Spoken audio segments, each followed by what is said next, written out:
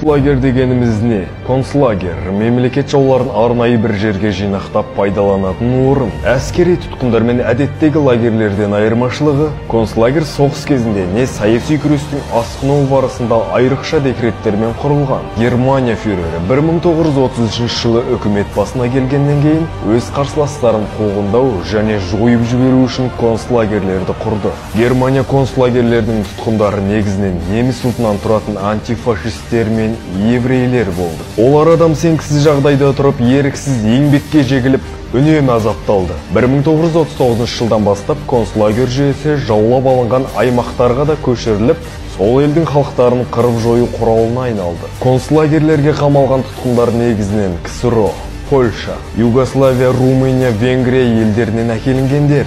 Жалпы концлагерлерде отырған 18 миллион адамның 11 миллионы қайтыс болған. Зауыты Аушвиц концлагері. Концлагерлердің ішіндегі ең ірі әрі ең қорқыныштысы Польшадағы Освенцим немесе Аушвиц-Биркенау концлагері. Басқа концлагерлердің мақсаты тұтқындарды қамап ұстау болса, Освенцимнің мақсаты тек қана адамдарды өлтіру. Жалпы аумағы 170 шақырымдық алып концлагерде 1 миллион 400 мың адам өлтірілген. Оның 1 миллион 100 мыңы еврей, қалғаны қолға түскен тұтқындар. Кейбір деректерде тіпті 4 миллион адам өлген деген мәлімет бар. Освенцимге кіретін қақпада Arbeit macht frei деген жазу ілінген. Аудармасы еңбексізді азат етеді, бірақ тұтқындарды еңбек емес өлім азат ететін еді. Зауыт Аушвиц концлагері. Аушвиц концлагеріне 1940 жылдан 45 жылға дейін күніне 10 эшелон адам әкеліп отырған. Әр эшелонда 50-60 вагон болса, әр вагонға 50-ден 100 адамға дейін тиеген. Осында келінген тұтқындардың барлығын бірдей қамай берсек, концлагерде орын қалмаушы еді. Сондықтан келген адамдардың 70%-ын өлтіріп отырған. Пойыздан түсе сала жас сәбилерді, қарттарды, ауруларды, жұмысқа жарамайтын мүгедектерді өлтіруге жіберіп отырған. Келген тұтқындарды бірден жұмысқа жарайтындарын бір бөлек алып, жұмысқа жарамайтындарын бірден газ камераларда өлтіріп, сосын денесін крематорийларда өртеген. Күн сайын Аушвицтің 35-інде 5000 адамды өртеп отырған. Үлгермеген кезде адамдары өз өлімін 6-10 сағатқа дейін күтіп қалатын кездерде болған екен.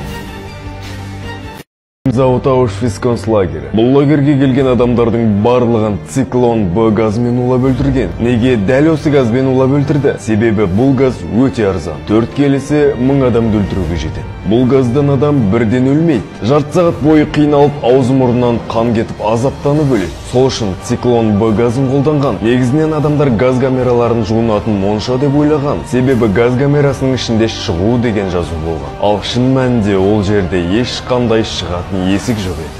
Концлагерде бала туылса, оны су толы бөшкеге салып, сосын иттерге немесе адам етін жейтін тышқандарға тастаған. Бұл лагерде немістің ең жауыз деген 6000 әскері күзеткен. Олар сәл мейірім көрсетсе бірден соғысқа жіберілген. Сол үшін олар тұтқындарды қинап, азаптаудан алдарына жан салмаған. Зауыт Аушвиц концлагері. Концлагерге әкелінген адамдарды өте ауыр әрі азапты жұмысқа салған. Мысалы, қысты күні әйелдерді мұз ойдыруға жіберген және суға түскізіп, суда мұз боп қатып өлгенше ұстаған. Аушвиц концлагерінде өртеген адамдардың күлдерін немістер тыңайтқыш ретінде пайдаланған. Одан шыққан қызанақ, қиярларды жиіркенбей жеген. Жалпы, бұл лагерден тірі қалған адамдар бар ма екен? Иә?